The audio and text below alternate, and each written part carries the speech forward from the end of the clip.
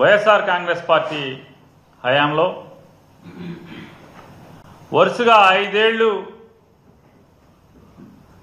చంద్రబాబు నాయుడు గారు అలాగే పవన్ కళ్యాణ్ గారు వైఎస్ఆర్ కాంగ్రెస్ పార్టీ మద్యం పాలసీపై లెక్కకు మిక్కిలిగా విషం కక్కడం జరిగింది. మరి ఇక చివరి 2 సంవత్సరాలు అంటే ఎన్నికల ముందు చివరి 2 సంవత్సరాలు అయితే మాత్రం వారిద్దరూ కూడా చంద్రబాబు నాయుడు గారు పవన్ కళ్యాణ్ గారు అలాగే చంద్రబాబు నాయుడు గారి కుమారుడు లోకేష్ నాయుడు గారు వాళ్ళ బూటకపు ఆరోపణలతో విపరీతమైనటువంటి తప్పుడు ప్రచారం చేయడం జరిగింది. మా ప్రభుత్వం మీద విషం చిమ్మినటువంటి ఈ కూటమి నాయకులు చంద్రబాబు నాయుడు గారు పవన్ కళ్యాణ్ గారు అలాగే లోకేష్ నాయుడు గారు గడిచిన 10 నెలలుగా వారి ప్రభుత్వం ఏర్పాటు చేసుకున్నటువంటి 10 నెలలుగా అదే మద్యాన్ని గ్రామాలలోని పచ్చ చొక్కా నాయకుల మొదలు ఎమ్మెల్యేలు మంత్రులు ప్రభుత్వ అధినేతలు నీతి గాని లజ్జ గాని ఈషన్ మాత్రం లేకుండా మద్యాన్ని పాడికొండలాగా మార్చుకున్నటువంటి పరిస్థితులు ఇవాళ మనందరం చూస్తున్నాం. వైఎస్ఆర్ కాంగ్రెస్ పార్టీ ప్రభుత్వం ఉన్నటువంటి చివరి సంవత్సరంలో మరీ నీచంగా వైఎస్ఆర్ కాంగ్రెస్ పార్టీ ప్రభుత్వమే కల్తీ మద్యాన్ని వినియోగదారులకి అమ్ముతుందని చంద్రబాబు నాయుడు గారు పవన్ కళ్యాణ్ గారు లోకేష్ గారు పచ్చ ఛానళ్లు పచ్చ పత్రికలు పెద్ద ఎత్తున తప్పుడు ప్రచారం చేసిన సంగతి మనందరం కూడా ఇంకా మర్చిపోలేదు. మరి నిజంగానే వారు చెప్పిన మాటలు లేదా వారు చేసినటువంటి విషపు ప్రచారమే నిజమైతే వైఎస్ఆర్ కాంగ్రెస్ పార్టీ ప్రభుత్వం దిగిపోయేపటికి జూన్ మాసానికి అంటే అప్పటికే అంటే చంద్రబాబు నాయుడు గారు పవన్ కళ్యాణ్ గారు అధికారం అంటే పొంది అధికారాన్ని చేజిక్కించుకున్న తర్వాత అప్పటికే రాష్ట్ర వ్యాప్తంగా ఉన్నటువంటి మద్యం గోడౌన్లలో అంటే స్టాక్ యార్డుల్లో ఉన్నటువంటి మరి మద్యాన్ని అంటే మీరేమో తప్పుడు ప్రచారం చేస్తారు, విష ప్రచారం చేస్తారు, మేము కల్తీ మద్యం అమ్మామని చెప్పని మరి అదే కల్తీ మద్యాన్ని అదే మా ప్రభుత్వంలో ఉంచినటువంటి నిల్వల్ని మీరెందుకు అమ్ముకున్నారు? మీరెందుకు వినియోగదారులకి లేదా మద్యం వినియోగదారులందరికీ దాన్ని ఎందుకు అమ్మారు? అమ్మకూడదు కదా. మరి ఏం చేయాలి? శాంపిల్ తీశారా? ల్యాబ్కు పంపించారా? టెస్టులు చేశారా? ఇది కూడా లడ్డూ కథేనా? తిరుపతి లడ్డూ కథేనా? అంతే కదా. 14 లక్షల అప్పులు ఎలాగో తిరుపతి లడ్డూలో పంది కొవ్వు ఎలాగో ఈ మద్యం అంటే కల్తీ మద్యాన్ని వైఎస్ఆర్ కాంగ్రెస్ పార్టీ ప్రభుత్వం వినియోగదారులకి అమ్మింది అనేది కూడా అంతే సత్యం అనేది వాస్తవమే కదా. మీరేదైతే బూటకపు మాటలు తప్పుడు ప్రచారం అధికారం లేనప్పుడు చేశారు, అధికారం పొందిన తర్వాత కూడా పలు విషయాల్లో చేస్తున్నారో ప్రజలు గమనిస్తున్నారు కదా. మరి నిజంగానే ఆ మద్యం గనక తప్పుడు మద్యం అయితే మీరు దీన్ని ఎలా అమ్మారు? అమ్మిన వాళ్ళందరూ తాగిన వాళ్ళందరూ బాగానే ఉన్నారు కదా. ఆ రోజు జగన్మోహన్ రెడ్డి గారి ప్రభుత్వంలో స్టాక్ యార్డులోకి వచ్చినటువంటి లేదా నిల్వ ఉంచినటువంటి మద్యాన్ని మీరు వచ్చాక కూడా అమ్మారు కదా. పరీక్షలు చేయించరు, చేయించాలి కదా. మీరు నిజాయితీ పరులైతే, మీరు నిజం మాట్లాడుంటే కనుక చంద్రబాబు నాయుడు గారు, పవన్ కళ్యాణ్ గారు మీరు ప్రమాణ స్వీకారం కంటే కూడా చేయక ముందే 4వ తారీఖు గెలిచారు.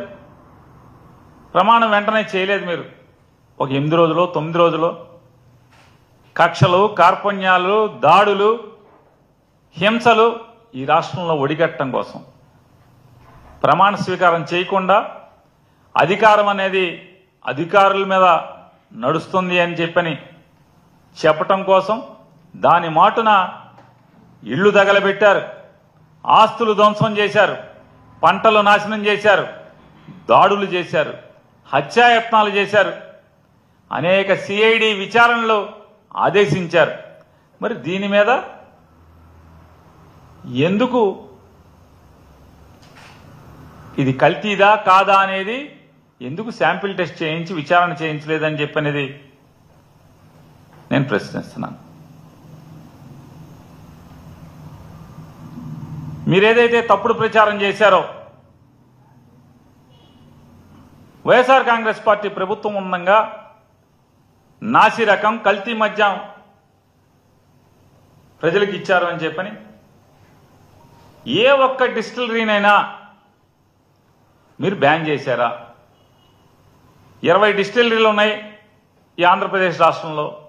ఈ 20 డిస్టిలరీలు కూడా చంద్రబాబు నాయుడు గారి ప్రభుత్వం ఏర్పాటు చేసినవి తప్పితే జగన్మోహన్ రెడ్డి గారి ప్రభుత్వం ఏర్పాటు చేసిన ఒక్క కొత్త డిస్టిలరీలు కూడా మా ప్రభుత్వంలో ఒక్క కొత్త డిస్టిలరీని కూడా ఇవ్వలేదు. 2015-19 మధ్యలో చంద్రబాబు నాయుడు గారు మీరు మంజూరు చేసినటువంటి దగ్గర దగ్గర 16 డిస్టిలరీలు కొత్తవి మీరు మంజూరు చేసినట్టున్నారు. అంతకుముందు రాష్ట్రం విడేపటికి ఒక 3-4 డిస్టిలరీలు ఉన్నట్టున్నాయి. ఈ డిస్టిలరీలో ఎక్కడన్నా ఒక్కటైనా మీరు చేసినటువంటి విషపు ప్రచారమే నిజమైతే ఒక్క డిస్టిలరీనన్నా మీరు బ్యాన్ చేశారా? ఏ ఒక్క మందు కంపెనీనైనా, బ్రాందీ కంపెనీనైనా, విస్కీ కంపెనీనైనా, ఒక్క సప్లైర్నైనా మీరు బ్యాన్ చేశారా? మరి ఎందుకు బ్యాన్ చేయలేదు? అదే డిస్టిలరీలు, అదే మద్యం సప్లయర్లు ఎందుకు కొనసాగుతున్నారు? అంటే అందులో తప్పు లేదనేది కదా దాని అర్థం.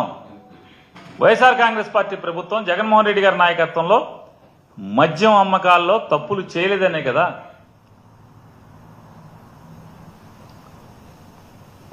ఆంధ్రప్రదేశ్ రాష్ట్రంలో కూటమి ప్రభుత్వం వచ్చిన తర్వాత ఎన్నో ఏళ్లుగా, ఎన్నో సంవత్సరాలుగా ఈ లిక్కర్ కంపెనీలకు ఉన్నటువంటి డిస్ట్రిబ్యూటర్లు, మరీ ప్రత్యేకించి ఇవాళ 9 మాసాలుగా అత్యధిక అమ్మకాలు జరుపుతున్నటువంటి లిక్కర్ బ్రాండ్లన్నిటికీ కూడా డిస్ట్రిబ్యూటర్లు ఎందుకు మారారు? జైపాళ్లు పోయి గిర్లు ఎందుకు వచ్చారు?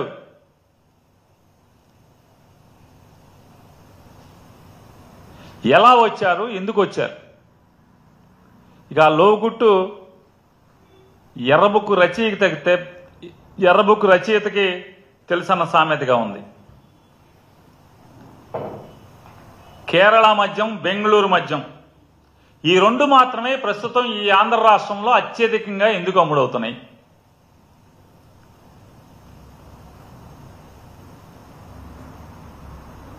రెడ్ బుక్లోనే ఉంటుంది, ఇంకెందులో ఉండదు.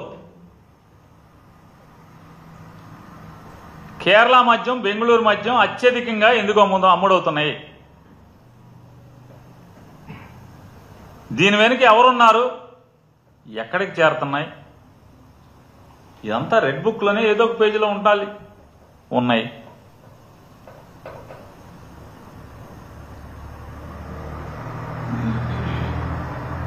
ఈ కషాయ కూటమి ప్రభుత్వం వచ్చి 10 నెలలైన ఈ స్థితిలో ఎండలు మండుతున్నాయి. రాష్ట్రంలో బిందెడు తాగునీటికి అల్లాడుతున్నటువంటి వేలాది గ్రామాలు ఉన్నాయి. కానీ ప్రతి ఊరిలో, ప్రతి పేటలో, ప్రతి సందులో, గొంతులో మద్యానికి మాత్రం కొదవలేని పరిస్థితి వాళ్ళ ఆంధ్రప్రదేశ్ రాష్ట్రంలో ఉంది. మంచినీళ్ళకి దిక్కులేదేమో కానీ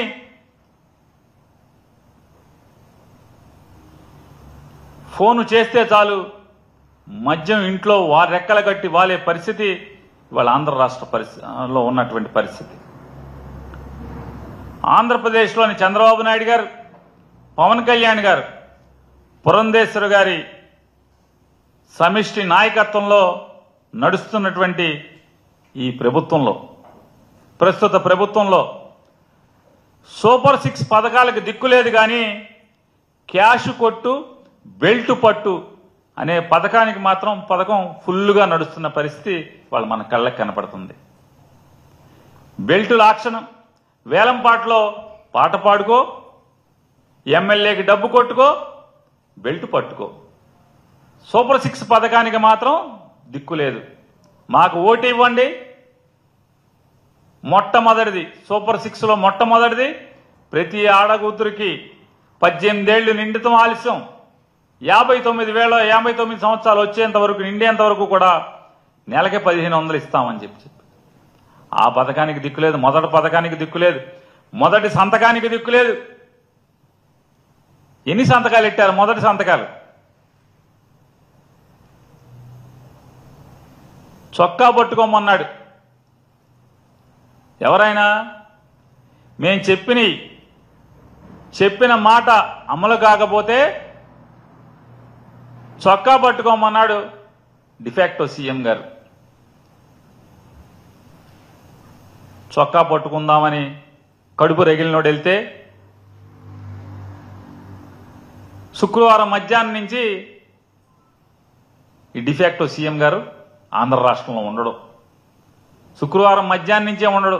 మళ్ళీ సోమవారం పొద్దున వస్తాడు హైదరాబాద్ మకాం.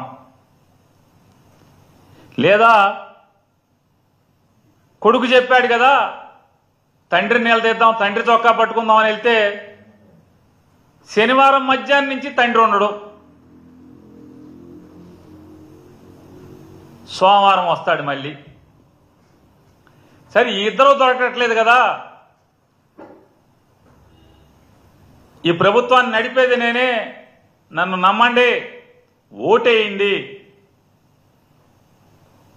అని చెప్పి ఓటేయించుకుంటాకి ఒక ఆయన తిరిగాడు కదా. ఆయన కోసం పోనీ ఆయన చొక్కా అన్న పట్టుకుందాం అని చెప్పని ప్రజలు ఈ పథకాలు అందవాళ్ళు ఎవరన్నా అంటే ఈ మాటలు ఇచ్చిన వాళ్ళు ఈ మాటలు అమలు కాలేదు కదా. మొన్న పట్టుకోమన్నారు, చొక్కా పట్టుకోమన్నారు కదా, కాలర్ పట్టుకోమన్నారు కదా అని వెళ్తామంటే ఆయనేమో కాలర్ లేని చొక్కాలతో లాల్చీలు వేసుకు తిరుగుతాడు. పసుపు రంగు లాల్చీలు, కాషాయ రంగు లాల్చీలు. ఆయన ఎక్కడ ఉంటాడే అంటే ఆయన అసలు దొరకడు. ఎక్కడ ఉంటాడో తెలియదు. ఇక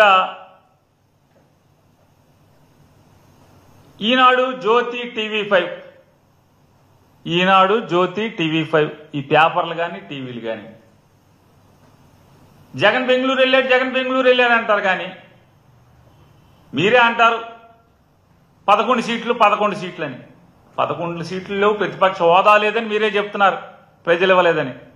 ఆయన బెంగళూరు వెళ్తే మాత్రం మీకు మాత్రం పెద్ద పెద్ద తాటిగా అక్షంతాలతో రాస్తారు. అధికారం ఇచ్చారు ప్రజలు, 164 సీట్లు ఇచ్చారు. ఒకడు ముఖ్యమంత్రి, ఒకడు ఉప ముఖ్యమంత్రి, ఒకడేమో డిఫాక్టో సీఎం. ఈ ముగ్గురు అసలు మామూలు కనపడరు. శుక్రవారం ఒకడు వెళ్ళిపోతాడు, శనివారం ఒకడు వెళ్ళిపోతాడు. ఒక్క రోజన్నా రాశారా? రాసిన పాపాన్ని పోయారు ఎవడన్నా ఒక్కడన్నా? చేతులు రావా?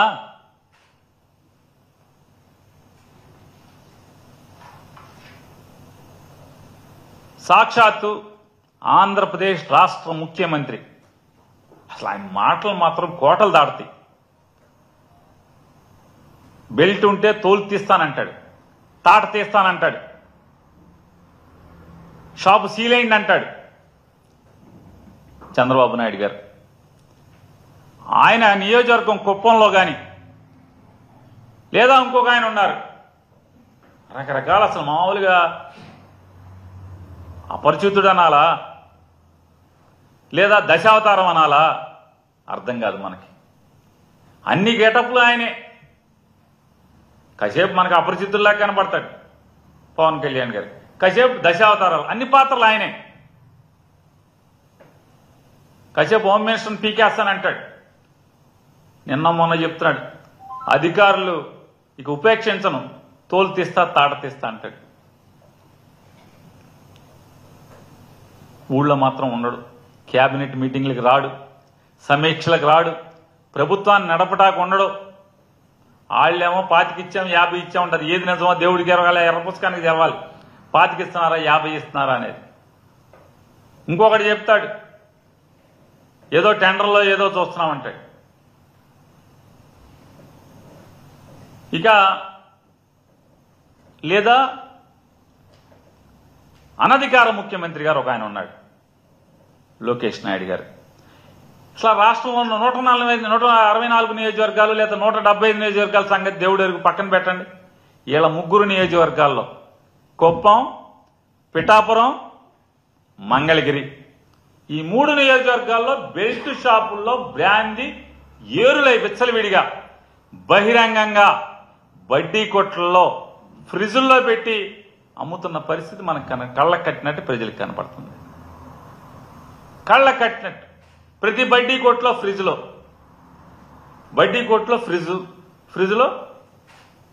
Beer, brandy, whisky. ఇవాళ 3 నియోజకవర్గాలే ఈ రకమైన పరిస్థితులు ఉంటే ఇక మిగతా రాష్ట్రంలో ఉన్నటువంటి 172 నియోజకవర్గాల్లో ఎలా ఉంటుంది పరిస్థితి? ఆలోచించమని అడుగుతున్నాను ఒకసారి ప్రజలందరినీ కూడా. నేను మాట్లాడేది కూడా మనందరం, మీరు నేను రోజు చూస్తున్నది, మన కళ్ళతో కనులారా కంటున్నది, చెవులారా వింటున్న విషయాలే.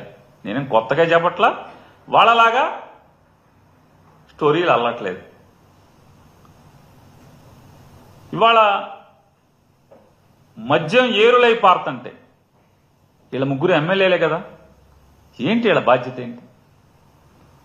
రాష్ట్రాన్ని పొడిచేస్తామంటారు, వీళ్ళ ఊళ్ళల్లో మాత్రం మద్యం అనధికారికంగా బెల్ట్ షాపుల్లో విచ్చలవిడిగా ఏరులై పారుతుంటే అడిగేవాళ్ళు లేడు, ఆపేవాళ్ళు లేడు. ఇవాళ ఆంధ్రప్రదేశ్ రాష్ట్రంలో మద్యం పాలసీ ఏంటయ్యా అంటే, ప్రభుత్వం నిర్దేశించినటువంటి టార్గెట్ల కంటే కూడా 30-40% ఎక్కువగా మద్యం అమ్మాలి అని చెప్పని సాక్షాత్తు ఎక్సైజ్ అధికారులు బారు లైసెన్సుదారుల మీద, బ్రాందీ షాప్ లైసెన్సుదారుల మీద విపరీతమైన ఒత్తిడి చేస్తూ లిక్కర్ని డంపు చేసే పరిస్థితులు ఇవాళ టార్గెట్లు పెట్టి మరి మద్యం అమ్ముతూ ఉంటాయి. ఏం పరిస్థితి? వాళ్ళ లక్షల కోట్లు పెట్టి వ్యాపారంలోకి దిగినటువంటి మద్యం లైసెన్స్దారులు ఈ మితిమీరినటువంటి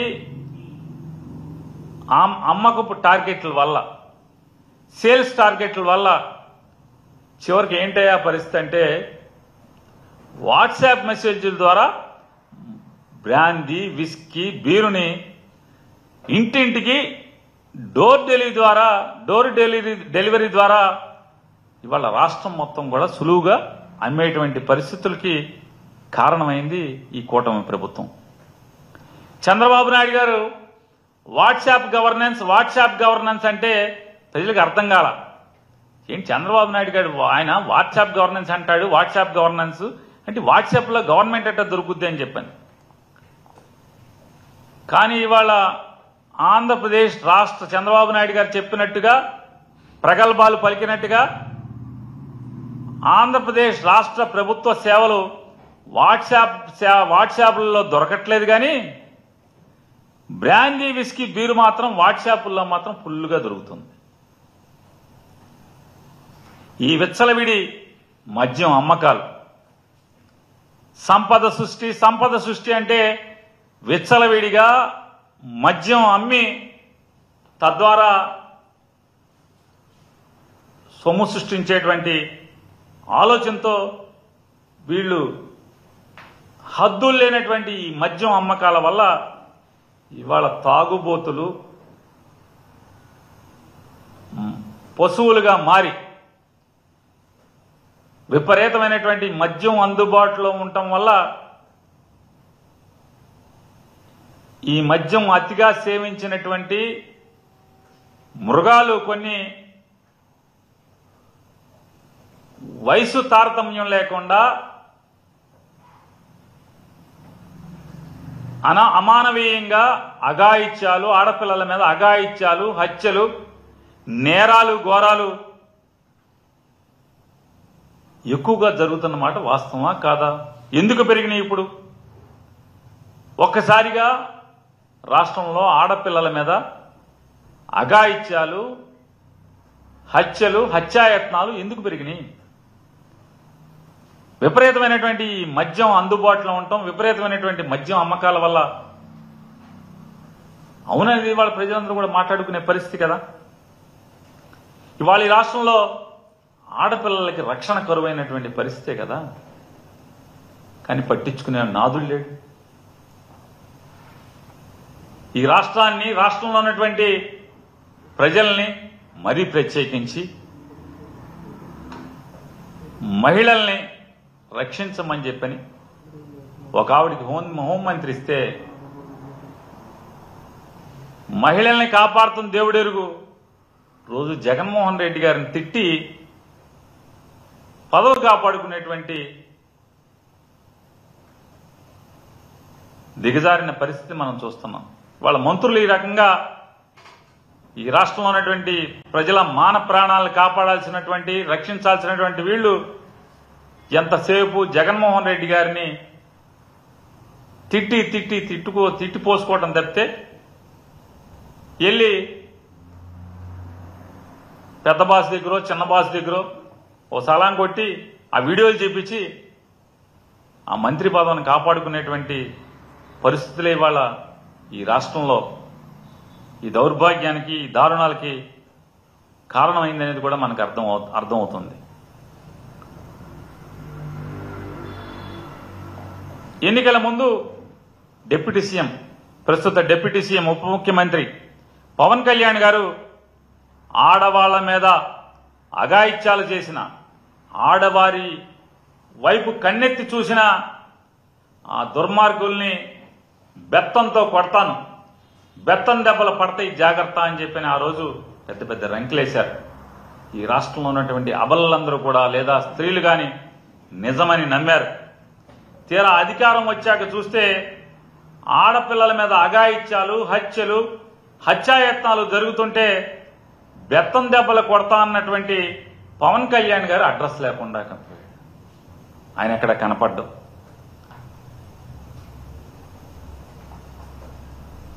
చాలా మంది తెలుగుదేశం పార్టీ వారు, జనసేనలో ఉన్నటువంటి ఎమ్మెల్యేలు కానీ మాట్లాడేటువంటి మాట,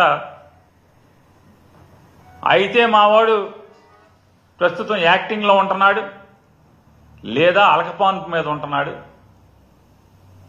వీటిలో రెండిట్లో బిజీగా ఉంటున్నాడు అని చెప్పని వాళ్ళు మాట్లాడుతున్నారు. అయితే యాక్టింగు లేదా అలకపాన్పు. మరి ఈ మానభంగాలు, హత్యాయత్నాలు, హత్యలు చేస్తున్నటువంటి ఈ నరరూప రాక్షసులకేమో పవన్ కళ్యాణ్ గారి కొడతా అన్నటువంటి ఆ బెత్తం ఎక్కడుందో గాని నాకు అనిపించేది, ఆ రోజు పవన్ కళ్యాణ్ గారు బెత్తం పెట్టి కొడతా అన్నది వీళ్ళకేదో ఆ సినిమాలో పాటలుగా బెత్తం దెబ్బలని అతనంటే వీళ్ళేమో ఏదో సినిమా పాటలో దెబ్బల్లాగా వీళ్ళు అనుకుంటున్నట్టున్నారు. అందుకనే రెచ్చిపోతున్నారు ఎవడకాడు. హద్దు అదుపు లేకుండా, పోలీస్ అంటే భయం లేకుండా పోలీసులు ఏం చేస్తున్నారు? కొంతమంది ఏమో ఇది చంద్రబాబు నాయుడు గారి పుస్తకం అంటున్నారు, ఇదేమో కొంతమంది ఏమో లోకేష్ గారి ఎర్ర పుస్తకం అంటున్నారు, కొంతమంది ఏమో ఇది పవన్ కళ్యాణ్ గారి పుస్తకం అంటున్నారు. వీళ్ళందరూ కూడా పుస్తకాల్లో ఉన్నటువంటి వాళ్ళందరి మీద కక్షలు తీర్చుకుంటాకి పోలీసు వ్యవస్థను పూర్తిగా దాని మీద వాడుకోవటం వల్ల వైఎస్ఆర్ కాంగ్రెస్ పార్టీ వాళ్ళు ఏం చేస్తున్నారు? వాళ్ళ ఫోన్లన్నీ రికార్డ్ చేసుకుని వినాలి. దానికి రమేష్ హాస్పిటల్ దగ్గర ఒక ఆఫీస్ పెడతారు. పాపం ఆయన ఎవరో మంచోడు ఉన్నతాధికారి పిలిచారు, రే బాబు నన్ను ఏం చేస్తున్నారా బాబు, ఆడవాడు అపోజిషన్ ఆడే అసలు మామూలుగా మన ఆఫీసు పేర్లతో సహా చెప్తున్నాడు. జాగ్రత్త బాబు, రేపు గవర్నమెంట్ మారితే ఎంతకన్నా దారుణంగా ఉండే పరిస్థితులు ఉంటాయి. తప్పులు చేసిన వాళ్ళందరినీ ఇట్లాంటి తప్పులు రికార్డింగ్ చేయబాకంటారా బాబు అని చెప్పి అతను లబోదీపం అంటున్నాడు. జగన్మోహన్ రెడ్డి గారు ఏం మాట్లాడుతున్నాడు, మాజీ మంత్రులు ఏం మాట్లాడుకుంటున్నారు, మాజీ ఎమ్మెల్యేలు ఏం మాట్లాడుతున్నారు, వాళ్ళ ఇంట్లో ఆడవాళ్ళ ఫోన్లు ఏంటి, ఈ రికార్డింగ్లు పోలీసు అంతా కూడా దాని మీదే. లేదా కక్ష సాధింపు, ఆయన లోపలే ఈయన లోపలే తప్పుడు కేసులు కట్టు, ఒకడి మీదే ఒక సోషల్ మీడియాలో ఒక పోస్టు పెట్టినందుకు 18 కేసులు, 19 కేసులు, 20 కేసులు ఒక పోస్ట్కి. మా ఊళ్ళో అయితే మరీ అన్యాయం. ఒక దళిత యువకుడు అతని మీద కేసు ఏంటో తెలుసా అండి? సంబరాల రాంబాబు పోలీసులకు దొరికాడు. అతను పెట్టిన పోస్టు 3 ఏళ్ల క్రితం. సంబరాల రాంబాబు పోలీసులకు దొరికాడు అతను పెట్టిన పోస్టు. దానికి అతన్ని 10 రోజులు జైల్లో ఉంచారు. 10 రోజులు. ఖచ్చితంగా దాన్ని హైకోర్టుకు కూడా వేయదలుచుకున్నాం, వేస్తాం. చూడండి, సంబరాల రాంబాబు ఎవడని పోలీసుని అడిగితే ఆ సీఏని అడిగాను, సంబరాల రాంబాబు ఎవరండి అని. మీకు తెలుసులేండి అంటాడు. నాకు తెలిసింటే బాబు ఎవడు సంబరాల రాంబాబు ఎవడు? మీకు తెలుసండి, మీకు తెలుసు కదండి అంటే కనీసం అంటే ఎటువంటి పోస్టులకి ఎటువంటి కేసులు పెడుతున్నారు అనేది, పోలీసుల్ని ఎందుకు వాడుకుంటున్నారు అసలు వదిలేశారు. లా అండ్ ఆర్డర్ వదిలేశారు, తప్పుడు వెధవల్ని శిక్షించడం వదిలేశారు, తప్పుడు వెధవల్ని కంట్రోల్ చేయడం వదిలేశారు, నేరాలు ఘోరాల్ని కంట్రోల్ చేయడం వదిలేశారు. ఆడపిల్లల మీద అఘాయిత్యాలు, హత్యలు జరుగుతుంటే కనీసం ఓదార్చడానికి వెళ్ళినటువంటి మంత్రి అని ఒకడు లేకపోవటం, ఇంతకన్నా దౌర్భాగ్యం ఈ ప్రభుత్వానికి ఇంకేమైనా ఉందా అని అడుగుతున్నాను. రాష్ట్రంలో రోజు ఇన్ని హత్యలు, ఘోరాలు, మానభంగాలు జరుగుతుంటే బతికిలేరా, చచ్చిపోయారా మీరు? ప్రభుత్వం నడిపేవాళ్ళు ఒక్కడంటే ఒక్కడ కూడా పలకరిస్తే కూడా చావరా మీరు?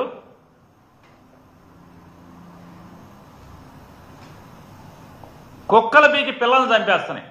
ముక్కు పచ్చలారని పసిపిల్లల్ని 3 ఏళ్ళు 4 ఏళ్ళని కుక్కల పీకి చంపుతుంటే ప్రభుత్వం అండగా ఉంటుందంట. దేనికి? శవానికి అండగా ఉంటుందా? దేనికి? అంటే ఈ రాష్ట్రంలో మీకు ఓటేసిన పాపానికి ఇంట్లోంచి పిల్లల బడికి వెళ్తేనో ఓ చాక్లెట్ కొనుక్కుంటాకెళ్తేనో మళ్ళీ తిరిగి ఆ పిల్లోడు బతికి వస్తాడా లేడా, శవం వస్తా కూడా అర్థం కాని పరిస్థితిలో మీరు ప్రభుత్వాన్ని సాగిస్తూ ప్రభుత్వం అండగా ఉంటుంది. ఒకడు చెప్తాడు, ఒక అధికారి, నేను చెప్పట్లా, ఇవన్నీ ఏబిఎన్, TV5, ఈనాడులోనే చెప్పిన వార్త ఇది.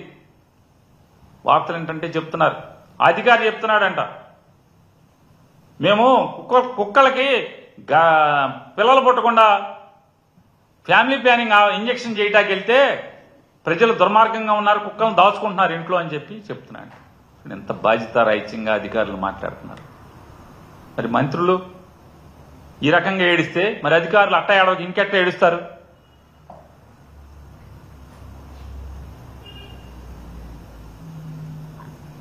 ఇలా అవినీతి ఎంత పరాకాష్ఠకి చేరిందంటే ఈ బ్రాందీ మీద. ఉత్తరాంధ్ర జిల్లాల్లో ఒక మంత్రి గారు, మీరు మీ ఇష్టం వచ్చిన MRP అమ్ముకోండి, మొత్తం అన్ని షాపులు కలిసి సిండికేట్గా సంవత్సరానికి నాకు 2.5 కోట్లు ఇవ్వండి అని తీసేసుకున్నారు ఆ మంత్రి గారు. నేను పేరు చెప్పట్లేదని పాత్రికేయ మిత్రులు కనిపించవచ్చు. పేరు చెప్తా, ఊరు చెప్తా, రోజులున్నాయి, కంగారే ఉంది. ఒక్కసారి ఇప్పేస్తే మీకు కూడా క్యూరియాసిటీ ఏముంటుంది. కానీ ప్రజలకి తెలుసు, ఈ కప్పం కట్టిన బ్రాందీ షాపు ఓనర్లకు తెలుసు, పోలీసులకి తెలుసు, ఆ ఊర్లో ఉన్న పాత్రికేయ మిత్రులకి తెలుసు. ఎందుకంటే ఇది బహిరంగ రహస్యం. వీళ్ళు అనుకుంటున్నారు, ప్రస్తుతం ఏమనుకుంటున్నారంటే ఈ కూటమి ప్రభుత్వంలో ఉన్నటువంటి Telugu Desam party, Janasena party, BJP party వాళ్ళు ఎవరికి తెలియకుండా మనం సంచులు ఇంట్లో పెట్టుకున్నాం కదా అనుకుంటున్నారు.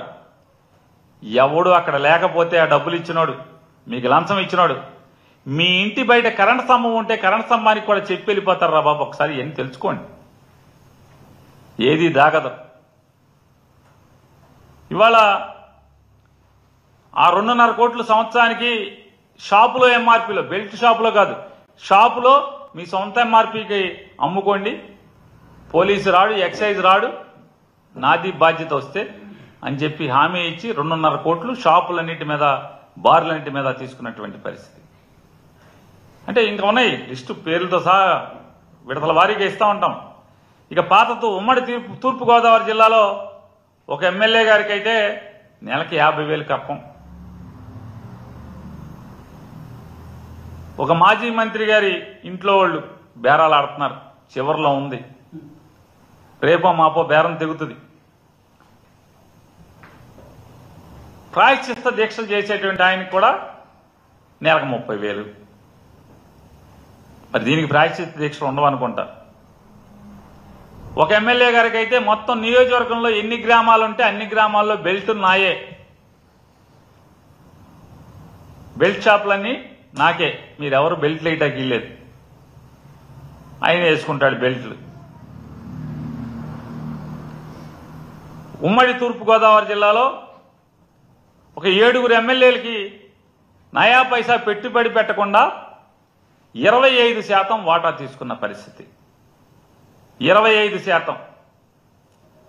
అలాగే పశ్చిమ గోదావరి జిల్లాలో ఒక ఎమ్మెల్యే గారికి, వారికి కూడా 2,30,00,000 రూపాయలు ఎంఆర్పీ మీరు ఎంత అమ్ముకోండి నేను చూసుకుంటాను అని చెప్పి 2,30,00,000 రూపాయలు సంవత్సరానికి తీసేసుకున్నారు. అలాగే అదే ప్రాంతంలో తీయగా మాటలు చెప్పేటువంటి ఒక మంత్రి గారు తీయగా నొప్పి లేకుండా బ్రాందీ షాపుల వాళ్ళకి, బార్ల వాళ్ళకి 20% పెట్టుబడి లేనటువంటి వాటా పక్క నియోజకవర్గంలోని సర్పంచ్ గారి పేరు మీద వాటా రాసుకుని జాగ్రత్తగా ఆయన అనుభవిస్తున్నాడు. ఒక నగరంలో అయితే ఉమ్మడి కృష్ణా జిల్లాలో ఘనమైన శాసనసభ్యులు గారు మంత్రి పదవి పోయిన బాధలో వస్తుందని ముందు రోజు బట్టలు కుట్టించుకుని ప్రమాణ స్వీకారం అద్దం ముందు నుంచి కాగితం ఉంచుకుని ప్రాక్టీస్ చేసిన ఆయన తెల్లారేపటికి పేరు లేకపోయేప్పటికీ ఆ బాధలో తన నియోజకవర్గంలో ఉన్నటువంటి బార్లు, బ్రాందీ షాపులు అన్నింటి మీద 1 టైం సెటిల్మెంట్. మనం బ్యాంకుల్లో అప్పులకు చూస్తాం 1 టైం సెటిల్మెంట్, బ్రాందీ వ్యాపారం మీద కూడా 1 టైం సెటిల్మెంట్. షాపుకు 10 లక్షల రూపాయలు, బారుకు 10 లక్షల రూపాయలు. ఈ సంవత్సరానికి ఏంటి 2 ఏళ్లు పాలసీ, 2 ఏళ్లు ఉంటే 2 ఏళ్లు 1 టైం సెటిల్మెంట్ నాకు ఇచ్చేయండి, తీసేసుకున్నారు.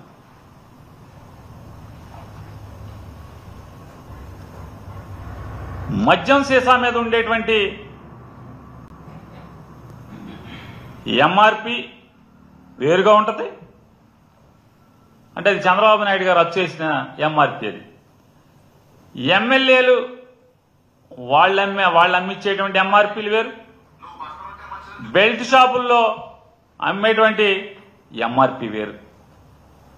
ఇవాళ ఈ మద్యం, ఈ రాష్ట్రంలో ఏరులై పారుతున్నటువంటి మద్యం మీద ఎమ్మెల్యేల దోపిడీ, మంత్రుల లూటీల నడుమ సరసమైన నాణ్యమైన బ్రాందీ ఇస్తామని చెప్పి ఓట్లు వేయించుకున్నటువంటి చంద్రబాబు నాయుడు గారు, పవన్ కళ్యాణ్ గారు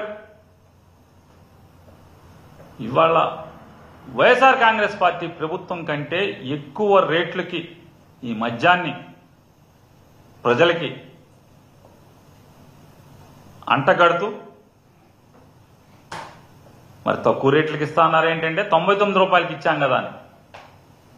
నిజంగా 99 రూపాయలు మద్యం గతి లేక తాగుతున్న వాళ్ళని ఒకసారి మీరు మైకు తీసుకెళ్లి మీ మైకు గొట్టాన్ని ఆ వినియోగదారుడి దగ్గర నోటి దగ్గర పెడితే అది తాగంగానే తాగిన పావు గంటకో అరగంటకో ఏం చెప్తాడో ఒకసారి వింటే ప్రజలందరూ కూడా ఇంకా విషయాలు తెలుసుకుంటారని చెప్పని కూడా మిత్రులకి తెలియజేస్తూ, అలాగే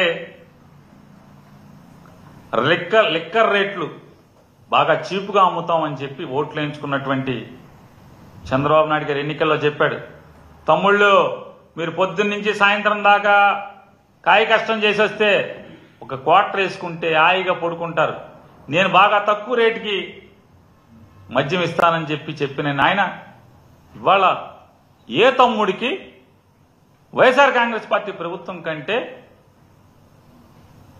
ఏది తక్కువగా ఇస్తున్నాం? అన్నీ అయితే అయ్యే రేట్లు, లేకపోతే పెంచు రేట్లు, లేదా 99 రూపాయలు కేరళ, బెంగళూరు వీటిల్లో మీరే అమ్ముతారా?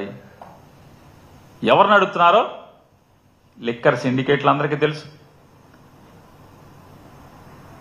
ఈ కేరళ సరుకు, ఈ బెంగళూరు సరుకు ఎవరు సప్లై చేస్తున్నారు, ఎవరు ఆ వ్యాపారం నడుపుతున్నారో బ్రాందీ షాపుల వాళ్ళకి తెలుసు, డిస్ట్రిబ్యూటర్లకు తెలుసు, ఎక్సైజ్ ఆఫీసర్లకు తెలుసు. ఇన్ని ఈ పాపాలు చేస్తూ చివరికి బ్రాందీ షాపుల్లో అత్యంత దారుణంగా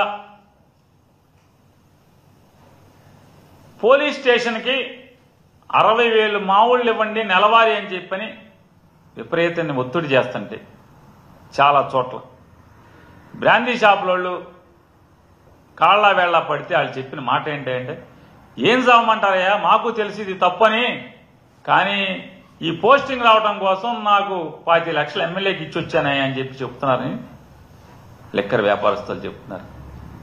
అంటే ఈ దౌర్భాగ్య ప్రభుత్వంలో అరచేతిలో వైకుంఠం చూపించి ఓట్లు వేయించుకున్నటువంటి ఈ ప్రభుత్వంలో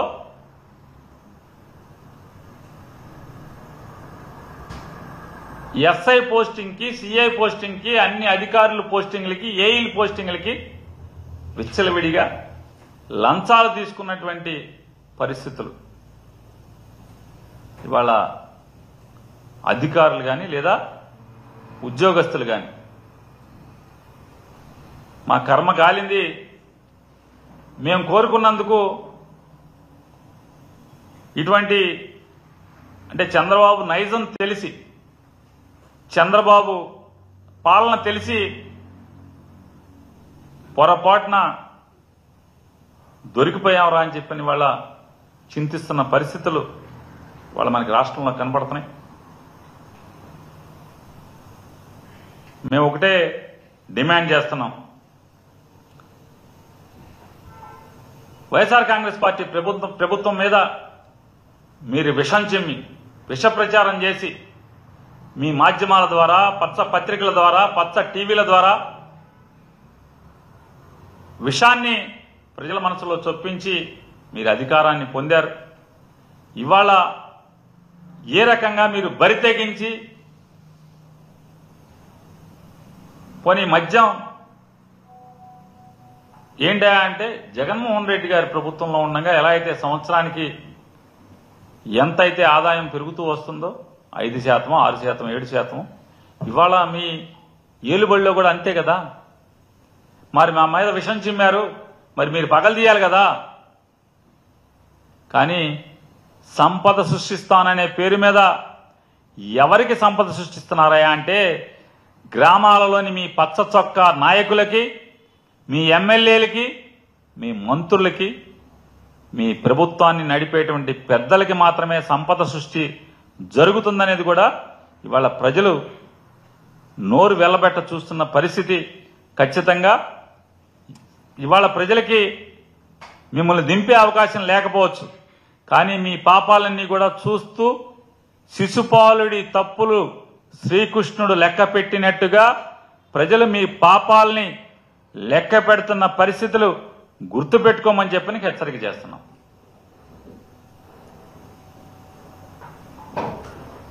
మీరేమో ఇప్పుడు మొత్తం మద్యానికి సంబంధించి మేమేం చేయలేదు, మొత్తం వాళ్ళే చేశారంట. మిథున్ రెడ్డి మీద మద్యానికి సంబంధించి కేసు కూడా పెట్టారు. ఇవాళ చంద్రబాబు నాయుడు పరిపాలన చూశాక నేను చెప్తున్నా కదా,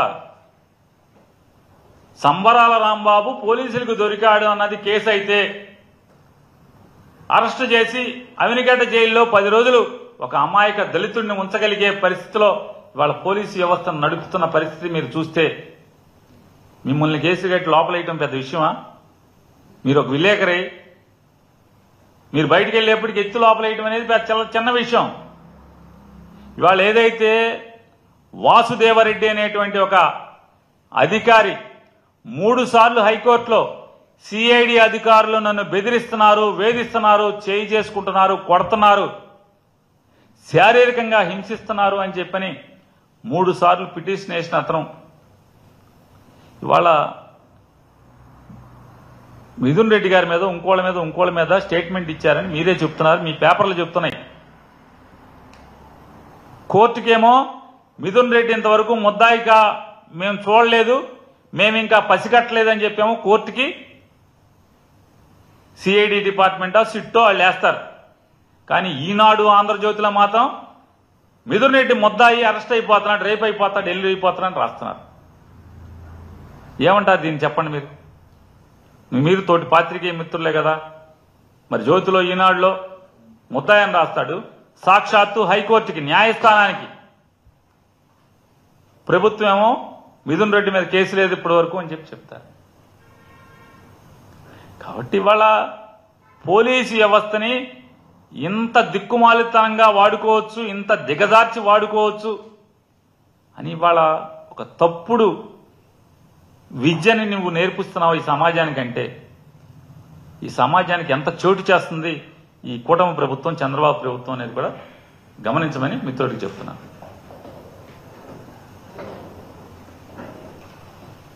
పిఠాపురంలో నాగోపైన టీడీపీ కార్యకర్తలు స్లోగన్ చేశారు. పిఠాపురంలో నాగబాబు గారు వెళ్తే స్లోగన్స్ ఇచ్చారా? నాగబాబు గారు ఎందుకు వెళ్ళాడు? అభివృద్ధి కార్యక్రమాలకు ఎమ్మెల్యే గారు ఉన్నాడుగా. అక్కడ ఎమ్మెల్యే గారు లేడా? ఎమ్మెల్యే గారు ఆబ్సెంట్ అయితే ఎమ్మెల్సీ గారు ఓపెన్ చేయడానికి వెళ్ళాడా? ఏమైంది అప్పుడు? వర్మ గారు మనుషులు అలర్ చేశారా?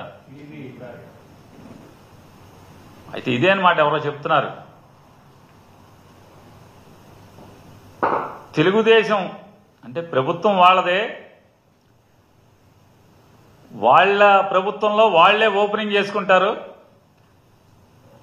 ఏంటి అంటే ఆ ఓపెనింగ్ 7 లక్షలు 8 లక్షల రూపాయలు అంటే 10 లక్షల రూపాయలు 7-8 లక్షల రూపాయలతో ఓ ప్రోగ్రాం ఓపెనింగ్.